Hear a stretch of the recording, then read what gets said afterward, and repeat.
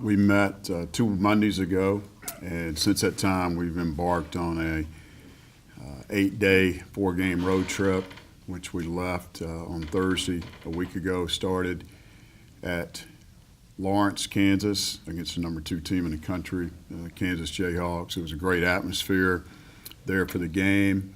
As we arrived at 5:20 for a 7 o'clock tip, there were 2,000 students in the arena waiting. They were lined up outside. The excitement was there for the warm-ups. And we had a good game plan. We got off to a good start. We made shots and had a 12-point lead in the first half. Unfortunately, we didn't continue to make shots and came up a little bit short. I was proud of the way that we battled, and I feel like we got better as a basketball team against Kansas. We got up early the next morning and headed to Chicago from Kansas City and then to Fort Myers, where we participated in the Gulf Coast Showcase, a tournament that was 3 games in 3 days, similar to the Cayman's Classic that we played in last year. And we beat a Mountain West team in Colorado State on the first day, shot the ball extremely well. The game got off to a pretty good start. It makes you worry as a coach. You get 2 shot clock violations, and then Jakina Gant hits 2 3-point shots. You're up 6-0. And we had a big lead in that game. We were able to hang on, and everyone played, and we won by 18 points. The next day against Toledo, a very good team from the MAC, who has won the second most games in the MAC the last few years behind Buffalo. Well-coached team by Todd Kowalczyk. They jumped on us pretty good. We came back, and we're down 1 at the half.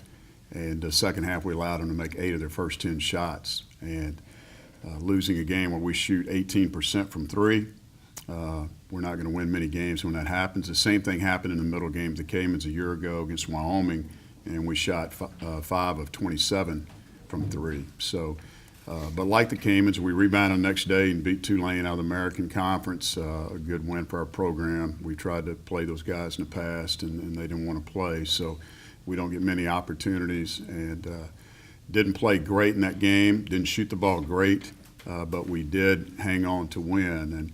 And shooting 36%, I believe. It's the 3rd game this year that we've shot in the 30s, less than 40%, and the first one that we've won. Last year we shot 5 games. There were 5 games where we shot less than 40% in conference play or in games, and we lost all 5 of those. So shows that we're able to win. We did it by a great rebounding effort. We got 20 offensive rebounds. Jakina Gant and Justin Miller had double-doubles. And Marcus Stroman had a career-high 26 points. So we improved as a basketball team. We came home, took off Thanksgiving evening and the weekend, got back to practice last night in preparation for a good UNO team that will play this week. They're not quite as big as they were last year, but they're athletic. They play extremely hard, and they're off to a good start. They're undefeated at home, and we'll look forward to playing those guys on Wednesday. And this weekend we'll play Southern out of Baton Rouge. First time we played them in many years, so good opportunity there to play another in-state game here at home. And after the championship football game on Saturday afternoon, hopefully we can get a good crowd to come out to Cajun Dome and support us against the Southern Jaguars. Okay, well, built questions. What do you think is the biggest thing that you learned from the Gulf Coast Showcase? Well, we did a good job of battling when we didn't shoot the ball well, and we're able to rebound the ball, take good care of the basketball. We've had 2 single-digit turnover games, and we're averaging 12 turnovers per game, which is outstanding. I believe it's 2nd in the league. So we're not rebounding the ball the way we have in the past, but if we're hanging on to the ball, we're getting extra opportunities. Has Gant just been playing extra aggressively, or what's been behind his early season? Shot the ball good at Kansas for a minute, and has not shot the three-point shot great, but he has shot free throws great. He's shooting 81% from the free throw line. I believe that's missing his first one against the Virgin Islands. So he's really done a good job there, but he was active, played through some tendonitis in his knee, and was on par to have a great game against Colorado State, but he didn't play the last 12 minutes of the game. I think he had 19 and 8 or 9 and a couple of blocks, so he could have put up really big numbers in that game, but it made sense to rest him with a sore knee and give him an opportunity to come back in the next 2 evenings. Does it, I mean, maybe it's always around this time of year between holidays and exams and all that, but does it concern you when you have as many games in a row as you have, and all of a sudden you go a lull with, like almost a week in between with nothing? No, it's, we've had the same schedule the last couple of years, so it doesn't affect us at all. We're playing 2 games per week. We did play 4 in a week, basically, but now we're back to a 2 per week schedule, and that'll carry on most of the rest of the season. At UNO, on a different note, they've had 10 days off. They went from the 14th to 24th, and then they've got a 7-day break after us, and they got another 7-day break. So I don't know how that would work for us, but the schedule that we're on currently is something that we're used to. You've had sometimes in the past to sort of push Marcus to take shots. Are shots just coming to him in the natural flow of it now, or is he being more naturally trying to score more? Well, he was aggressive. It felt like he played poor against Toledo, and he and I had a conversation the next morning and talked to his AU coach as well, who's a strong mentor to Marcus, and he was aggressive. He got to the paint. He took good shots, and he totally dominated the second half. He had 19 points in the second half, and wasn't going to let us lose. And it cuts into his assist. He was third in the nation going in the tournament in assist. But if we're not making shots, and he's the one making shots, and his assists are going to suffer a little bit. But did a really good job of running the team and also scoring for us when we really needed it. Coach, how close to 100% or where he would have been had he not had any offseason is Cedric right now? Where is he?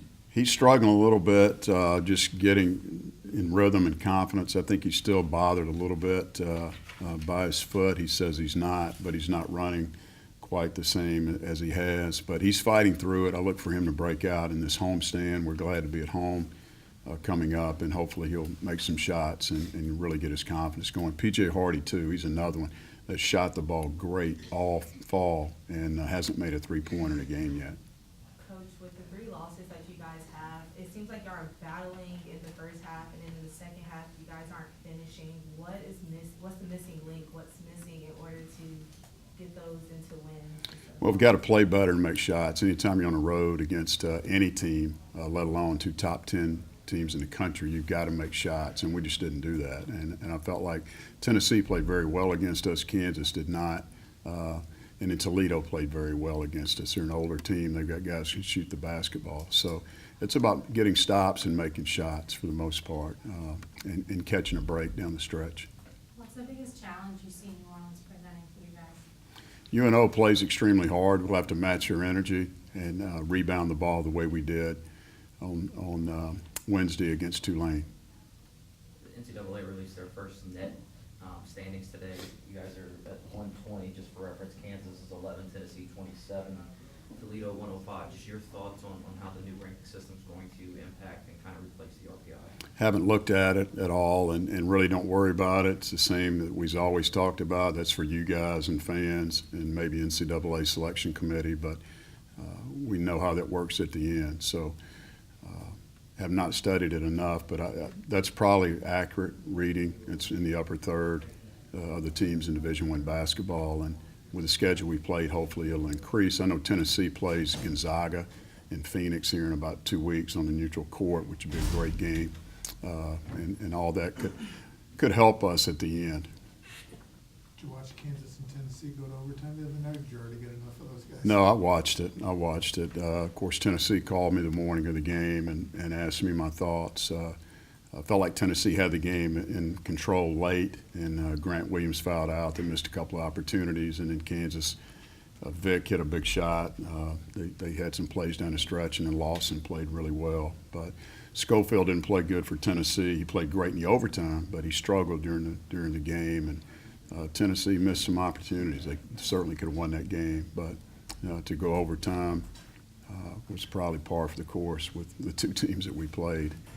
It's a good basketball game.